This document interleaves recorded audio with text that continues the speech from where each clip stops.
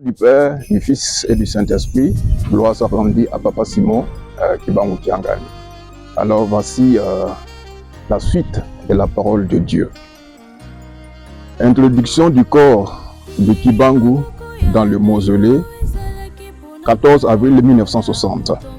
La dépouille mortelle de Kibangu, transférée en Kamba, son village natal le 3 avril 1960, en passant par Kasangulu, Luila, Ntedi, Sonabata, Nkisi et Mbanza Gungu, fut placé sous un hangar pendant 11 jours afin qu'on lui rende l'ultime hommage.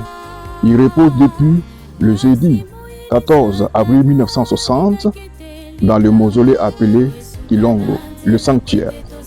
2 mois après, soit le 30 juin 1960, le Congo fut indépendant et accéda à la souveraineté internationale comme il l'avait prédit. La construction du temple à Kamba en 1897, à l'âge de 10 ans, autour du feu et en compagnie des amis de son père et des vieillards du village, Kibangu s'occupa à servir ses parents et les inviter en faisant plusieurs allers et retours. Ces derniers félicitaient son père en lui disant que son fils était très bien éduqué et très respectueux. Kibangu réagit en disant ceci: mes aïeux, je vous remercie de m'avoir félicité, mais sachez que moi, Kibangu, je fus avant que vous ne soyez sur cette terre. Tout le monde fut confus. Là, son père intervint en ces termes: mon fils, tu viens de me faire honte. On vient de te féliciter, mais en retour, tu nous offenses. Sans sourciller, Kibangu confirma ses propos. Mon père, je ne fais que dire la vérité, ne t'en réjouis pas, avant que tu ne sois, moi je fus. Sachez que plus tard, mon nom sera connu dans le monde entier, mais vous ne vivrez plus quand ces choses s'accompliront. Son père fut déconcerté et contrarié. Les vieux du village s'en énervèrent, mais finirent par comprendre sans pour autant saisir la portée spirituelle de cette auto-révélation. Et Kibangu de répliquer: je vous dis la vérité. Dans les années à venir, tout le monde viendra ici en Kamba. Il y aura un grand temple qui y sera construit et toutes les nations de la terre viendront s'assembler pour glorifier Dieu.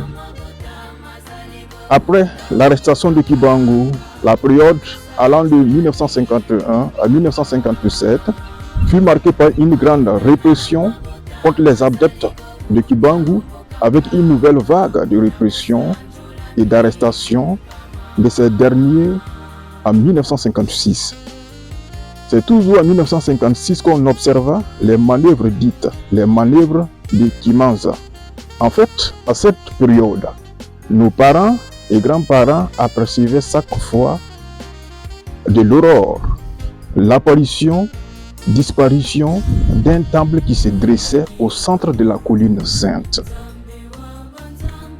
Ce fait ne fut pas seulement observé par les autochtones, mais aussi par les colons belges, y compris les militaires.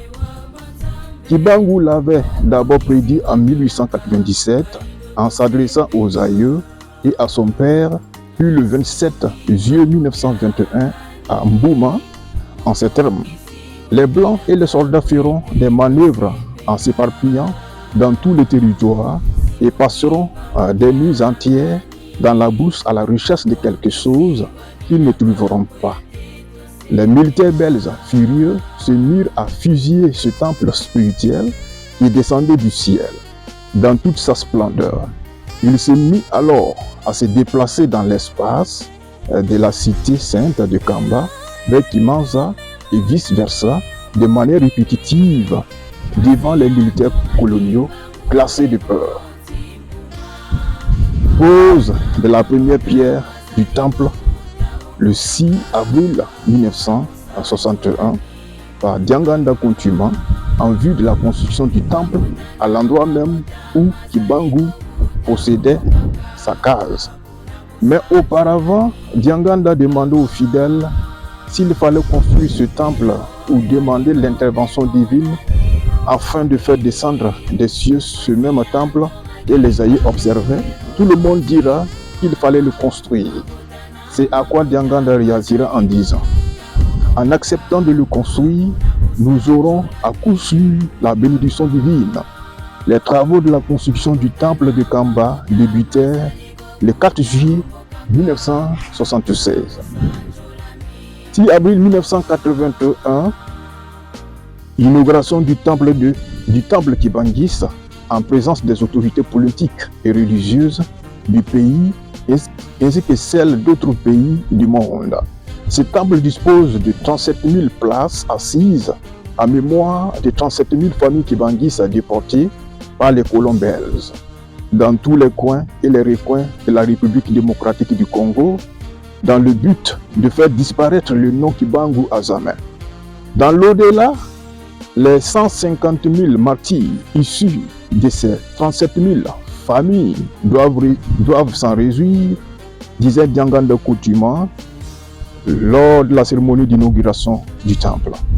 Gloire et honneur soient rendus à Papa à Simon Kimbangu Kiangani, le véritable Dieu.